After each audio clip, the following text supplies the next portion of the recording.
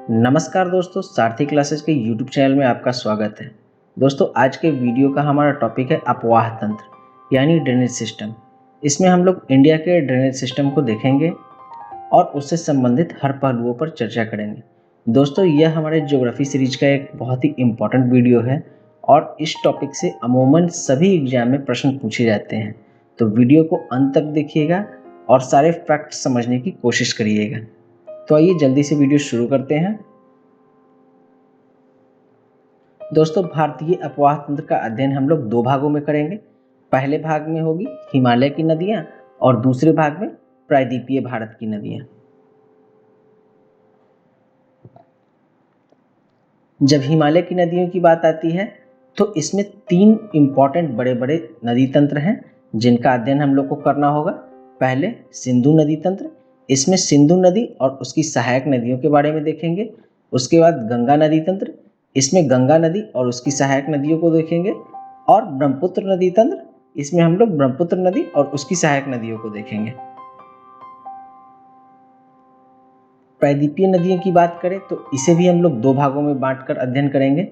पहले भाग में हम लोग पश्चिम की ओर बहकर अरब सागर में गिरने वाली नदियों को देखेंगे। इसमें नर्मदा, ताप्ती, माही और साबरमती प्रमुख हैं। और दूसरे भाग में पूर्व की ओर बहने वाली और बंगाल की खाड़ी में गिरने वाली नदियों को देखेंगे, जिसमें कि गोदावरी, कृष्णा, महानदी और कावेरी प्रमुख हैं। दोस्तों, सबसे पहले हम लोग सिंधु अपवाह तंत्र को देखेंगे। सिंधु अपवाह तंत्र के अंतर्गत सिंधु एवं उसकी सहायक नदियां आती हैं। सहायक नदियों में सतलुज, व्यास, रावी, चेनाब और झेलम है। यह भारत के उत्तर पश्चिम भाग में विस्तृत क्षेत्र को अपवाहित करती है। दोस्तों, मैप के माध्यम से समझाने की कोशिश कर रहा हूं। तो ये जो नदी है ये है सिंधु। ये तिब्बत से बहती है और ये तिब्बत से बहते हुए ये भारत में प्रवेश करती है और ये फिर पाकिस्तान में चली जाती है।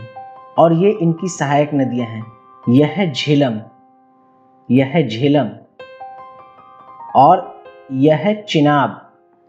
तो झेलम और चिनाब दोस्तों यहाँ पाकिस्तान में मिलकर संयुक्त धारा बनाती है और उसके बाद यहाँ से रावी जाकर यहाँ इसमें मिल जाती है। और व्यास की बात करें तो व्यास एक ऐसी नदी है दोस्तों जो संपूर्ण रूप से भारत में ही बहती है। और उसके बाद ये सतलज नदी है जो कि ऐसे जाकर यहाँ पर सतलज नदी भी मिल जाती है और यहाँ पर ये पाकिस्तान में एक संयुक्त धारा हो जाती है। तो आइए एक एक करके हम लोग सब नदियों के फैक्ट्स को देखेंगे। सिंधु नदी, सबसे पहले सिंधु नदी का उद्गम स्थल। तो सिंधु नदी का उद्गम स्थल तिब्बत के मानसरोवर झील के निकट 5180 मीटर की ऊंचाई पर है। अब इसकी लंबाई की बात कर ले तो सिंधु नदी की लंबाई 2880 किलोमीटर है, लेकिन भारत में यह केवल 709 किलोमीटर में ही बहती है। अब इसकी सहायक नदियों की बात करें तो इसकी सहायक नदियों में सतलज, व्यास, रावी, चेनाब और झेलम है। अब इसकी अंत यानी यह कहाँ जाकर गिरती है या कहाँ जाकर विलीन होती है, इसकी बात करें तो यह कराची के निकट अरब सागर में गिरती है। पाकिस्तान के साथ हुए सिंधु जल समझौते के अनुसार भारत सिंधु जल का केवल 20% प्रयोग कर सकता है।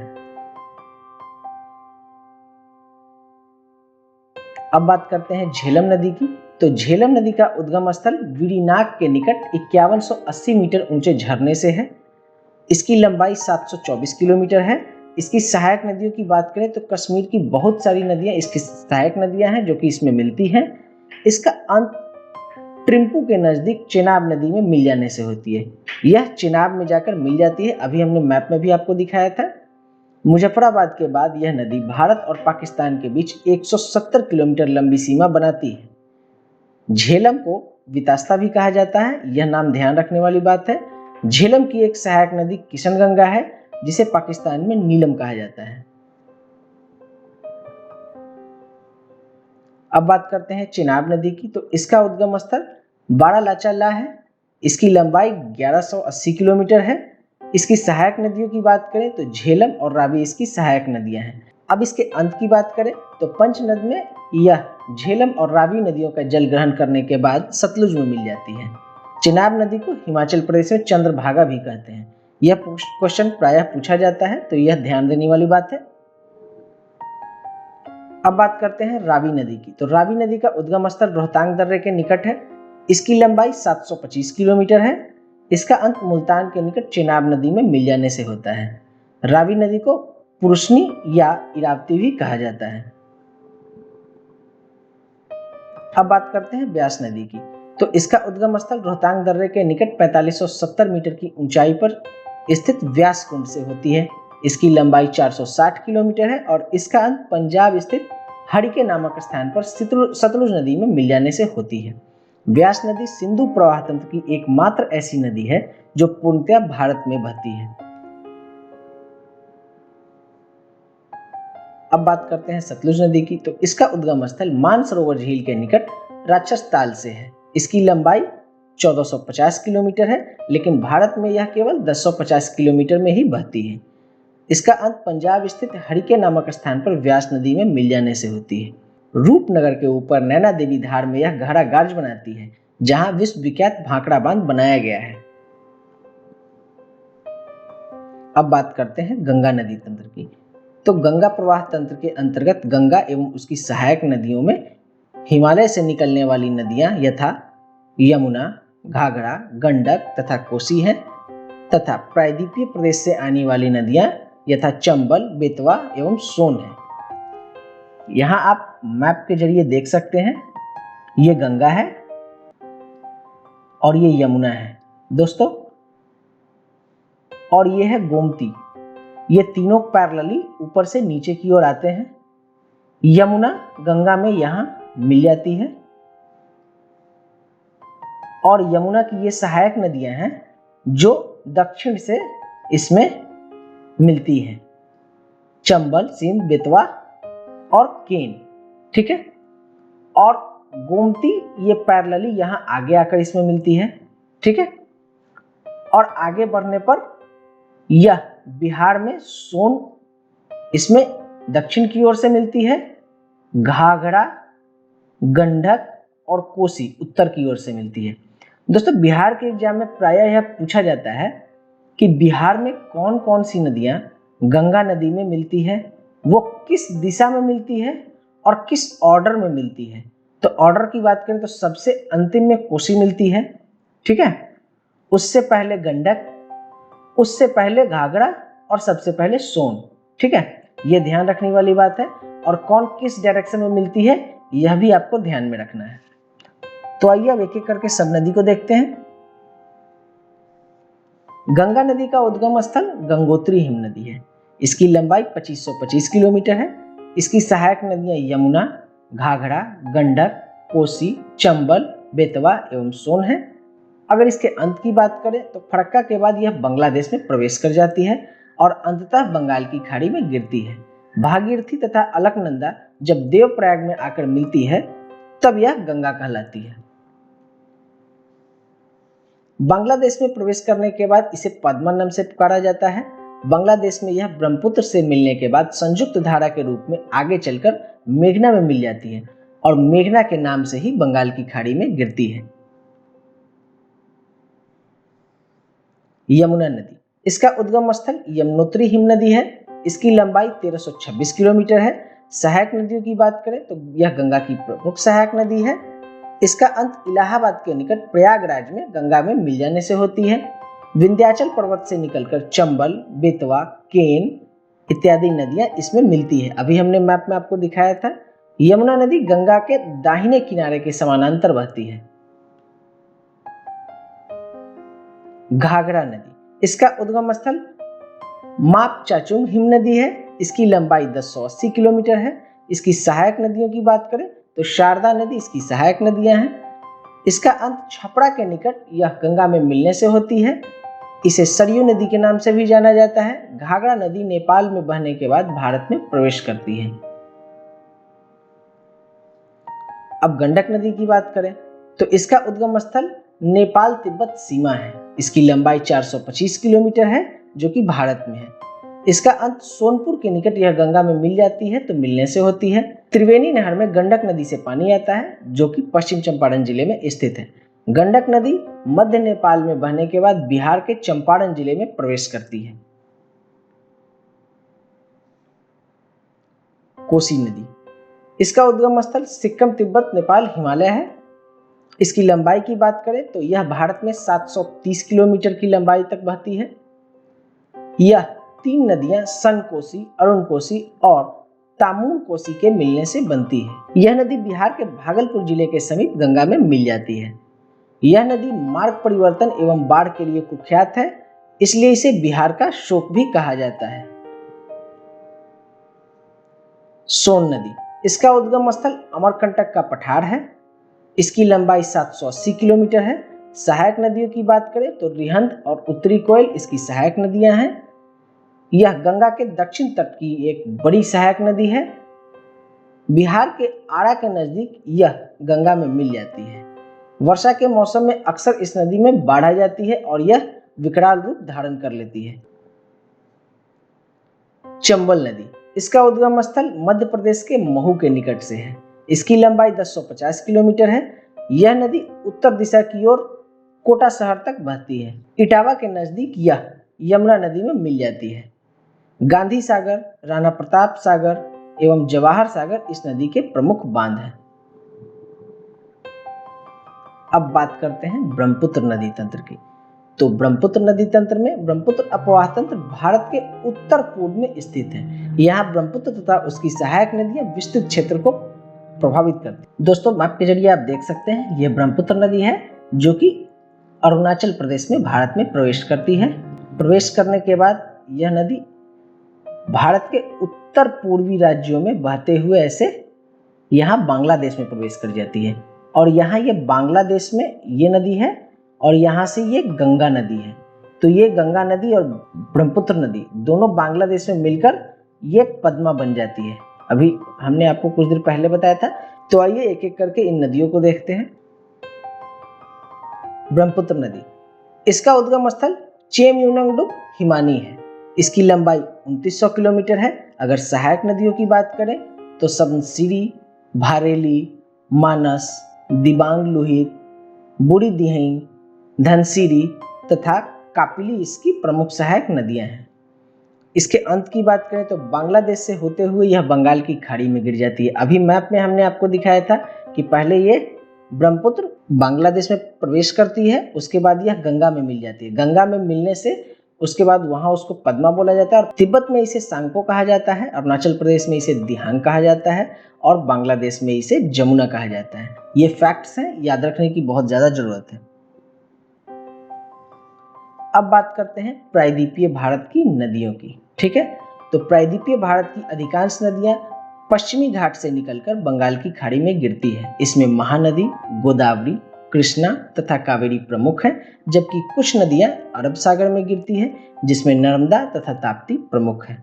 ठीक है, यहाँ मैप में आप देख सकते हैं कि ये एक साइड में अरब सागर है और दूसरे साइड में बंगाल की खाड़ी है। ठीक है दोस्तों, तो ये जो नदियां हैं महानदी, ये सब बंगाल की खाड़ी में गिरती हैं। ठीक है, लेकिन नर्मदा, ताप्ती ये नदियां हैं जो अरब सागर में गिरती हैं। ठीक है, तो इससे भी प्रायः क्वेश्चन पूछे जाते हैं कि कौन सी नदी अरब सागर में गिरती है, कौन सी नदी बंगाल की खाड़ी में गिरती है। तो ये ध्यान देने वाली बात है। तो आइए चलिए एक एक करके सभी नदियों को देखते हैं।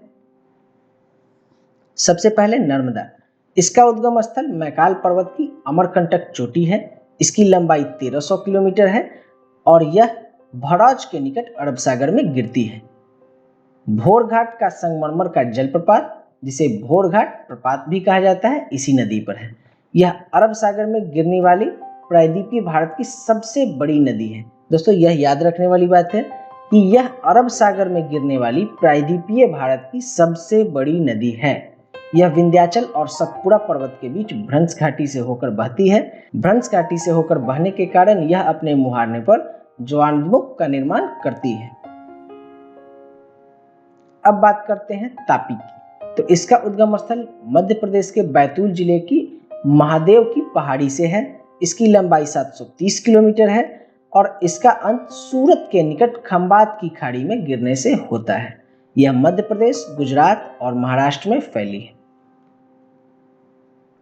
अब बात करते हैं साबरमती की। तो इसका उद्गम स्थल राजस्थान में अरावली की पहाड़ी है। इसकी लंबाई 300 किलोमीटर है और इसका अंत खंबात की खाड़ी में गिरने से होता है। यह राजस्थान और गुजरात में फैली है। अब बात करते हैं माही नदी की। तो इसका उद्गम स्थल विंध्याचल पर्वत है। इसकी लंबाई 533 किलोमीटर है और इसका अंत भी खंबात की खाड़ी में गिरने से होता है। अब बात करते हैं लूनी नदी की। तो इसका उद्गम स्थल राजस्थान में अजमेर के दक्षिण पश्चिम में अरावली श्रेणी से है। इसकी लंबाई 320 किलोमीटर है और इसका अंत कच्छ के रण के दलदली क्षेत्र में विलुप्त हो जाने से होती है। यह एकमात्र ऐसी नदी है जो न तो अरब सागर में गिरती है, न बंगाल की खाड़ी में गिरती है। यह कच्छ के रण के दलदली क्षेत्र में ही विलुप्त हो जाती है। इससे भी प्रायः क्वेश्चन पूछे जाते हैं। इस नदी का संपर्क समुद्र से नहीं हो पाता है। महानदी, इसका उद्गम स्थल अमरकंटक श्रेणी के दक्षिण से है। इसकी लंबाई 857 किलोमीटर है और इसकी सहायक नदियों की बात करें तो इसमें शिवनाथ, हसदेव, ईब तथा तेल इसकी सहायक नदियां हैं। इसका अंत बंगाल की खाड़ी में गिरने से होता है। यह मध्य प्रदेश, बिहार, उड़ीसा तथा महाराष्ट्र में बहती है। गोदावरी नदी, इसका उद्गम स्थल नासिक जिले के त्र्यंबकेश्वर से है। इसकी लंबाई 1465 किलोमीटर है। सहायक नदियों की बात करें तो पूर्णा, वर्धा, मंजीरा, इंद्रावती और बेनगंगा इसकी प्रमुख सहायक नदियां हैं। इसके अंत की बात करें तो यह आंध्र प्रदेश में बंगाल की खाड़ी में गिर जाती है। इसका 50% भाग अकेले महाराष्ट्र में है तथा शेष भाग कर्नाटक, उड़ीसा, तेलंगाना तथा आंध्र प्रदेश में है। यह प्रायद्वीपीय भारत की सबसे बड़ी नदी है। इसे दक्षिण की गंगा या वृद्ध गंगा भी कहा जाता है। दोस्तों, ये फैक्ट्स याद रखने वाली बात है कि किसे दक्षिण की गंगा या वृद्ध गंगा कहा जाता है तो गोदावरी नदी। अगर पूछा जाए प्रायद्वीपीय भारत की सबसे बड़ी नदी तो गोदावरी, और अगर यह पूछा जाए प्रायद्वीपीय भारत की सबसे बड़ी नदी जो अरब सागर में गिरती है तो नर्मदा, अभी हमने पहले देखा था। कृष्णा, इसका उद्गम स्थल महाबलेश्वर के निकट के झरने से है। इसकी लंबाई 1400 किलोमीटर है। सहायक नदियों की बात करें तो कोयना, भीमा, तुंगभद्रा तथा घाट प्रभा इसकी प्रमुख सहायक नदियां हैं। इसके अंत की बात करें तो यह भी बंगाल की खाड़ी में गिरती है। यह कर्नाटक, महाराष्ट्र तथा आंध्र प्रदेश में फैली है। कावेरी नदी, इसका उद्गम स्थल पश्चिम घाट के ब्रह्मगिरिमाला से है। इसकी लंबाई 800 किलोमीटर है। अगर सहायक नदियों की बात करें तो इसकी सहायक नदियों में प्रमुखतः अमरावती, भवानी, हेमावती तथा काबिनी है। इसका अंत बंगाल की खाड़ी में गिरने से होता है। यह कावेरी पत्तनम के निकट बंगाल की खाड़ी में गिरती है। यह कर्नाटक, महाराष्ट्र तथा तमिलनाडु में फैली है। शिव समुद्रम जलप्रपात इसी नदी पर है। अब हम लोग हिमालय की नदियों और प्रायद्वीपीय नदियों में अंतर देख लेते हैं। तो हिमालय की नदियां प्रायः अधिक लंबी होती है। प्रायद्वीपीय नदियां तुलनात्मक रूप से छोटी होती है। लंबी है तो इसका जल ग्रहण क्षेत्र भी बड़ा है, इसका छोटा जल ग्रहण क्षेत्र है। नदियों की संख्या भी हिमालय की नदियां की अधिक है और प्रायद्वीपीय क्षेत्र में नदियों की संख्या कम है। हिमालय की नदियों में बर्फ के पिघलने से जल प्राप्त होता है, जबकि प्रायद्वीपीय नदियों में वर्षा से जल प्राप्त होता है। हिमालय की नदियां गहरे गार्ज बनाती है क्योंकि यह ऊंचाई से गिरती है, जबकि प्रायद्वीपीय नदियां उथली घाटियों में बहती हैं। हिमालय की नदियां बड़े बड़े डेल्टा बनाती हैं, जबकि प्रायद्वीपीय नदियां छोटे डेल्टा एवं नदमुख बनाती हैं।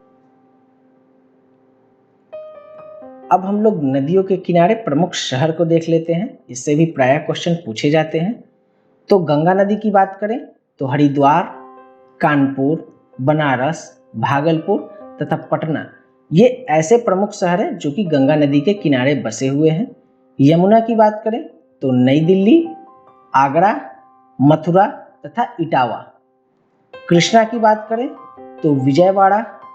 गोदावरी की बात करें तो नांदेड़ तथा नासिक। झेलम की बात करें तो श्रीनगर। सिंधु की बात करें तो लेह। इसी प्रकार सतलज की बात करें तो लुधियाना। साबरमती की बात करें तो अहमदाबाद एवं गांधीनगर। गोमती की बात करें तो लखनऊ, तापी की बात करें तो सूरत एवं बैतूल, स्वर्ण रेखा की बात करें तो जमशेदपुर, नर्मदा की बात करें तो जबलपुर। ये प्रमुख शहर हैं जो कि नदियों के किनारे बसे हुए हैं।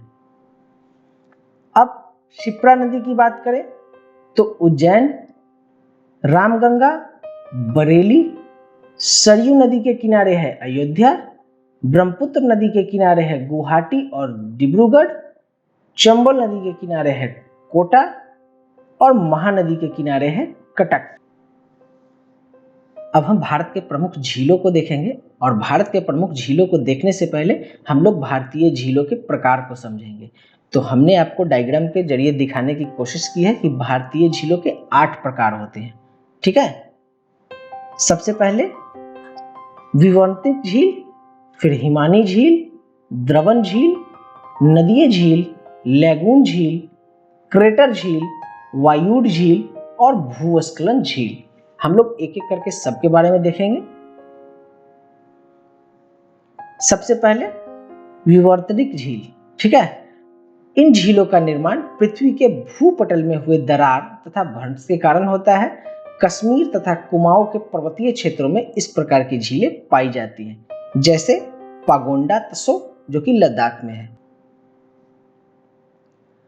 क्रेटर झीलें। क्रेटर झीलों का निर्माण तब होता है जब ज्वालामुखीय विवर या ज्वालामुख कुंड में जल भर जाते हैं। लोनार झील इसका उदाहरण है। हिमानी झीलें।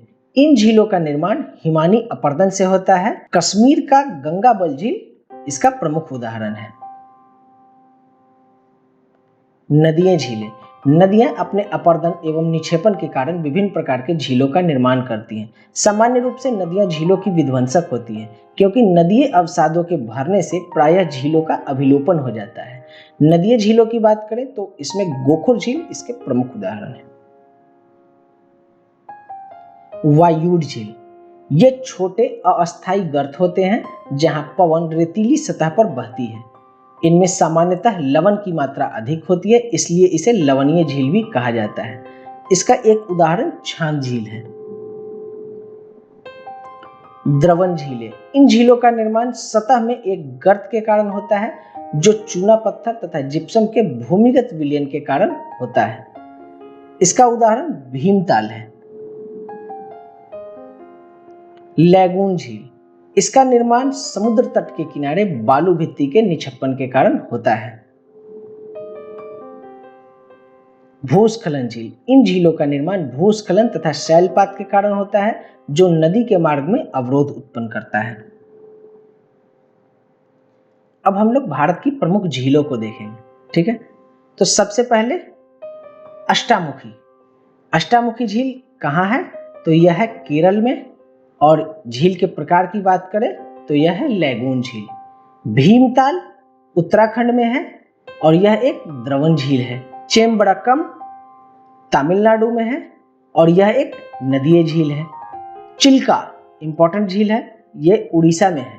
यह खारे पानी की सबसे बड़ी तटीय झील है। यह फैक्ट याद रखने वाली बात है, इससे प्रायः क्वेश्चन पूछे जाते हैं कि कौन सी ऐसी झील है जो खारे पानी की सबसे बड़ी तटीय झील है। तो खारे पानी की सबसे बड़ी तटीय झील चिल्का है। डल झील, यह है श्रीनगर में, यह मीठे पानी की एक झील है। जैसलमेर, यह है राजस्थान में और यह भारत की सबसे बड़ी आर्टिफिशियल यानी कृत्रिम झील है। लोकटक, यह है मणिपुर में। यह विश्व की तैरती द्वीपीय झील के रूप में प्रसिद्ध है। इसे विश्व में तैरती द्वीपीय झील के रूप में जाना जाता है। पुलिकट, यह कहाँ है? कोरोमंडल तट पर है और यह खारे पानी की दूसरी सबसे बड़ी झील है। ठीक है, तो खारे पानी की सबसे बड़ी झील कौन है? तो खारे पानी की सबसे बड़ी झील है सांभर, जो कि राजस्थान में है। खारे पानी की सबसे बड़ी झील सांभर और दूसरी सबसे बड़ी झील पुलिकट। ठीक है, वेम्बनाड।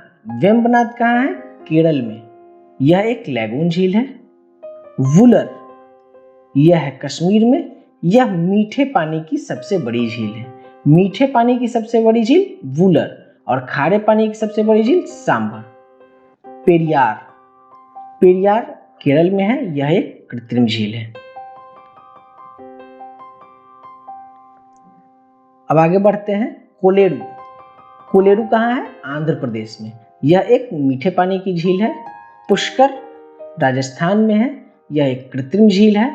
रूपकुंड, यह है उत्तराखंड में, यह एक हिम झील है, इसे रहस्यमयी झील भी कहा जाता है। चिंबड़कम, यह है तमिलनाडु में, यह एक नदीय झील है। हुसैन सागर, यह है तेलंगाना में, यह एक कृत्रिम झील है। और उस्मान सागर, यह भी तेलंगाना में है और यह भी एक कृत्रिम झील है। अब बात करेंगे हम लोग भारत के प्रमुख प्रपात को। तो भारत के प्रमुख प्रपात में सबसे पहले अगाया गंगई, तो यह कहाँ है? तमिलनाडु में। बड़ा काना, यह है कर्नाटक में। दूध सागर, यह है गोवा में और यह है मांडवी नदी पर। दुदुमा, यह है उड़ीसा में और यह है मच्छकुंड नदी पर, इसकी ऊंचाई है 158 मीटर। गोकेक, यह है कर्नाटक में और यह है घाट प्रभा नदी पर और इसकी ऊंचाई है 53 मीटर। जोग, यह है कर्नाटक में शरावती नदी पर और यह चौड़ाई की दृष्टि से सबसे बड़ा प्रपात है। इसके बाद है नोह कालिकई, जो कि मेघालय में है, यह भारत का सबसे ऊंचा प्रपात है। शिव समुद्रम, जो कि कर्नाटक में है, कावेरी नदी पर है, आयतन की दृष्टि से यह सबसे बड़ा प्रपात है। धुआंधार प्रपात, यह है मध्य प्रदेश में और यह है नर्मदा नदी पर। हुंडरू, यह झारखंड में है, स्वर्णरेखा नदी पर और इसकी ऊंचाई है 98 मीटर। कपिलधारा, यह है मध्य प्रदेश में और यह है नर्मदा नदी पर। चित्रकूट, यह है छत्तीसगढ़ में और यह है इंद्रावती नदी पर, इसे भारत का नियाग्रा भी कहा जाता है। तो दोस्तों इस वीडियो में बस इतना ही। ज्योग्राफी सीरीज का यह हमारा बहुत इंपॉर्टेंट वीडियो था। वीडियो में अंत तक बने रहने के लिए धन्यवाद। और अगर आप इसी प्रकार का इंफॉर्मेटिव वीडियो और देखना चाहते हैं तो हमारे चैनल को सब्सक्राइब करिए और बेल आइकन दबाइए। धन्यवाद।